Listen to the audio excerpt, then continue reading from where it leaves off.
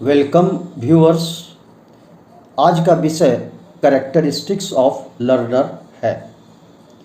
Characteristics of learner UGC net के paper 1 unit 1 से संबंध रखता है।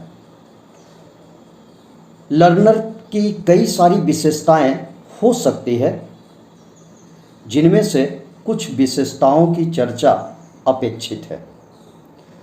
सबसे पहला विशेषता है हैबिट ऑफ लर्निंग। जिस व्यक्ति में लर्निंग की आदत होती है, पढ़ने की आदत होती है, उन्हें गुड लर्नर कहा जा सकता है। तो इस प्रकार यह कहा जा सकता है कि लर्निंग के लिए एक हैबिट पैटर्न को तैयार करना आवश्यक होता है। यही कारण है कि हैबिट ऑफ लर्निंग को एक महत्वपूर्ण विशेषता माना गया है। Next, creative ability. कुछ बच्चों में क्रिएटिव एबिलिटी सामान्य होता है और कुछ बच्चों में क्रिएटिव एबिलिटी अपेक्षाकृत अधिक होती है। जिन बच्चों में क्रिएटिव एबिलिटी अपेक्षाकृत अधिक होती है, ऐसे बच्चों को गुड लर्नर के श्रेणी में रखा जा सकता है। ऐसा देखा गया है कि क्रिएटिव एबिलिटी व्यक्ति को एक सर्टेन दिशा देता है और प्रेरित करता रहता है। Next, communication skill. Communication skill भी लर्नर की एक महत्वपूर्ण विशेषता है। कुछ बच्चे अपने थॉट्स को, आइडियाज़ को, थिंकिंग को, कॉन्सेप्ट्स को कम्युनिकेट कर पाते हैं और कुछ बच्चे कम्युनिकेशन नहीं कर पाते हैं। तो जो बच्चे अपने विचारों को, अपने फीलिंग्स को, अपने कॉन्सेप्ट्स को कम्युनिकेट करने में सक्षम होते हैं, उन्हें गुड लर्नर के श्रेणी में रखा जा सकता है। Thought process. थॉट प्रोसेस भी लर्नर की एक महत्वपूर्ण विशेषता है। थॉट प्रोसेस कम हो सकता है, ज़्यादा हो सकता है, एक्सीलेंट हो सकता है। किसी कॉन्सेप्ट के संबंध में जब थॉट प्रोसेस स्टार्ट करते हैं तो उस कॉन्सेप्ट्स को समझना आसान हो जाता है।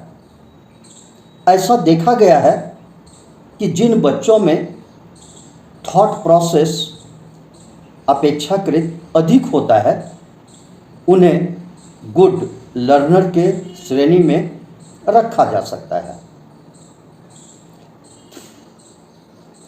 Next, that is inspiration level.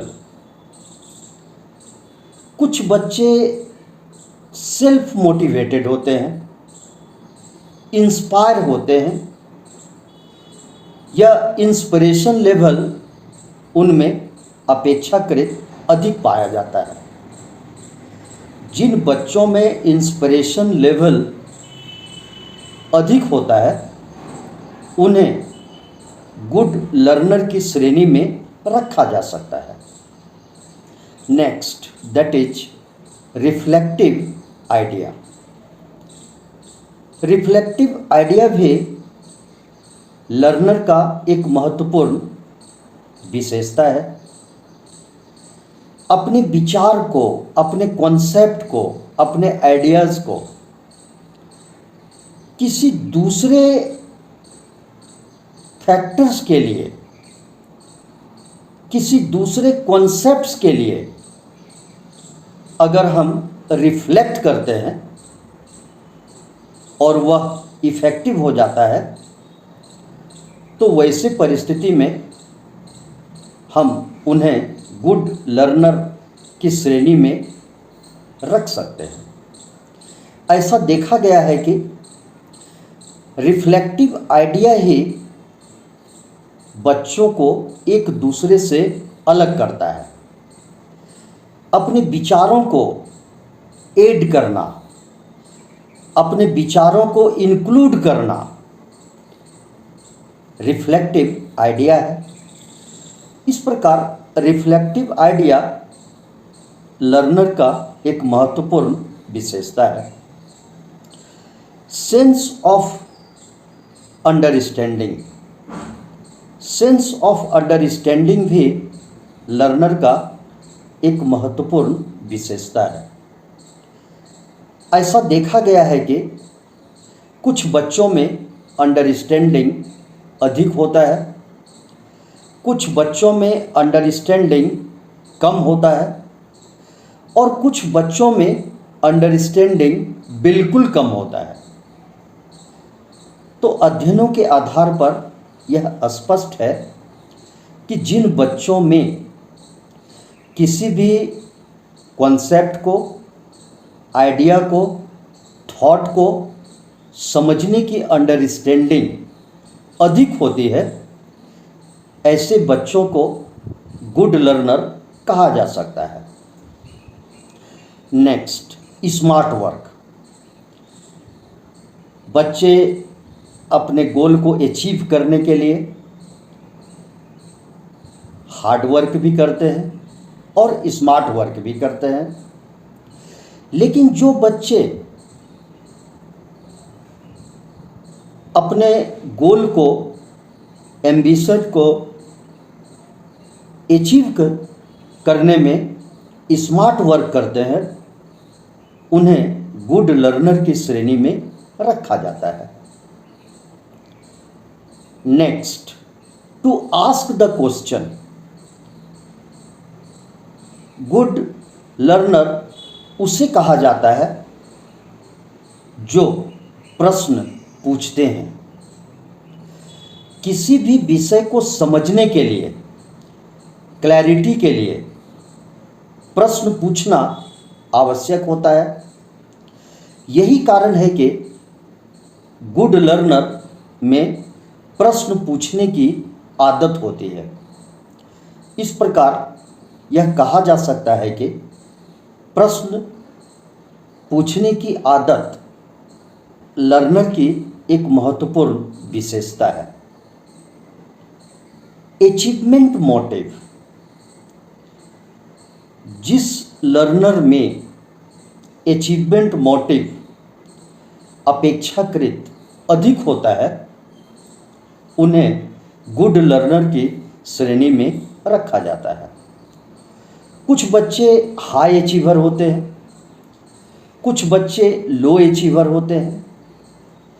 लेकिन यदि बच्चों में मोटिवेशन बना रहता है किसी डिग्री को अचीव करने में, किसी गोल को अचीव करने में, तो वैसे परिस्थिति में हम उन्हें गुड लर्नर की श्रेणी में रख सकते हैं। Next, positive attitude. Positive attitude भी लर्नर की एक महत्वपूर्ण विशेषता है। जिन बच्चों में पॉजिटिव एटीट्यूड होता है और पॉजिटिव एटीट्यूड के माध्यम से ही बच्चे किसी गोल तक पहुंचने में सक्षम हो पाते हैं, तो ऐसे बच्चों को गुड लर्नर की श्रेणी में रखा जा सकता है। एम्बिशियस। कुछ बच्चों में एम्बिशन अधिक होता है, तो जिन बच्चों में एम्बिशन अधिक होता है, ऐसे बच्चों को गुड लर्नर की श्रेणी में रखा जा सकता है। एक्सीलेंट परफॉर्मेंस भी गुड लर्नर की एक महत्वपूर्ण विशेषता है। जिन बच्चों का परफॉर्मेंस, चाहे वो किसी लर्निंग से संबंध रखता हो, चाहे वह किसी ट्रेनिंग से संबंध रखता हो, यदि उसका परफॉर्मेंस एक्सीलेंट होता है तो वैसी परिस्थिति में ऐसे लर्नर को गुड लर्नर कहा जा सकता है। Personal frame of reference. Personal frame of reference भी गुड लर्नर की एक महत्वपूर्ण विशेषता है। हर व्यक्ति के जीवन का पर्सनल फ्रेम ऑफ रेफरेंस होता है। हर व्यक्ति अपने जीवन में एक मॉडल को एक्सेप्ट करता है। तो जिन बच्चों के जीवन में एक पर्सनल फ्रेम ऑफ रेफरेंस होता है तो ऐसे बच्चों को गुड लर्नर के श्रेणी में रखा जा सकता है। To push through challenges. Good learner अपने जीवन में चैलेंजेज को पुश करते हैं। हर वक्त किसी न किसी चैलेंजेज के द्वारा ही गाइडेड होते रहते हैं। तो जिन बच्चों में चैलेंजेज के द्वारा ही सफलता प्राप्त करने की आदत बनी होती है, ऐसे बच्चों को गुड लर्नर की श्रेणी में रखा जा सकता है। Determination of success. जिन बच्चों में डिटर्मिनेशन होता है कि मैं यह काम को कर सकता हूँ,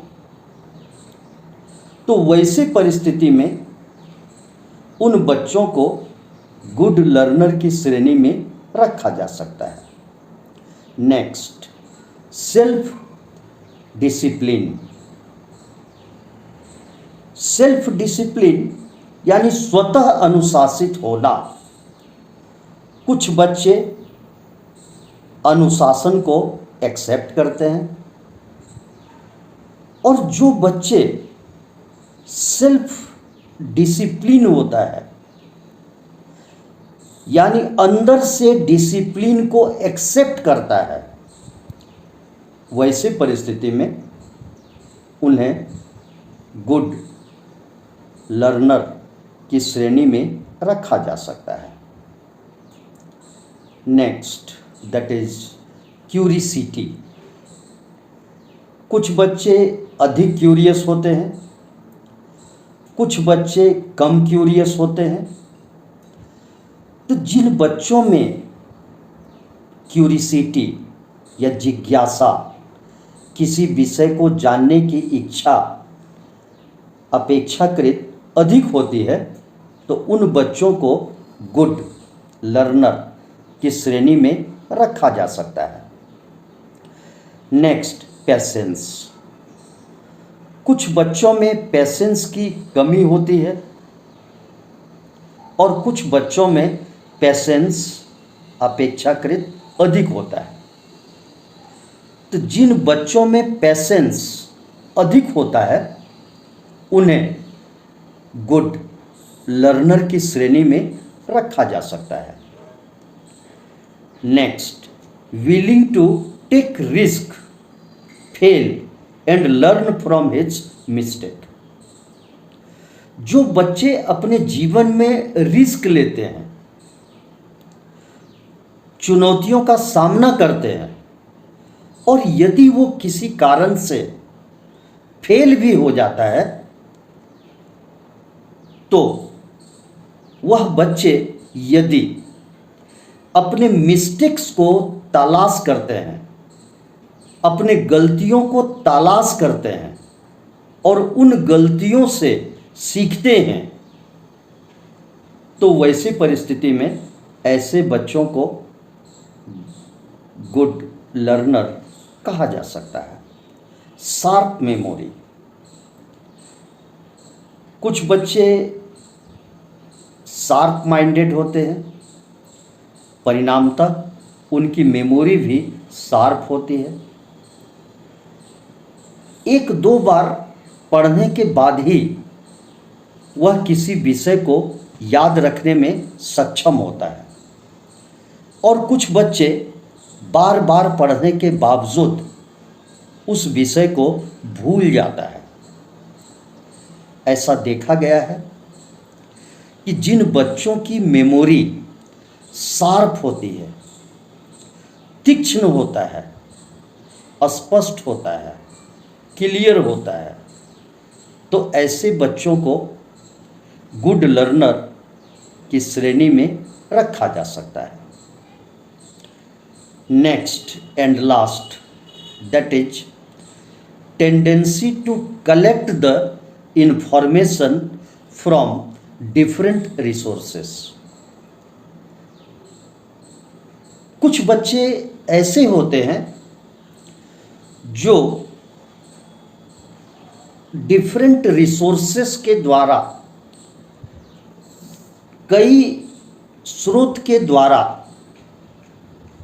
इंफॉर्मेशन को कलेक्ट करते हैं, और जो बच्चे डिफरेंट रिसोर्सेस के आधार पर इंफॉर्मेशन को कलेक्ट करता है, ऐसे बच्चों को गुड लर्नर की श्रेणी में रखा जा सकता है।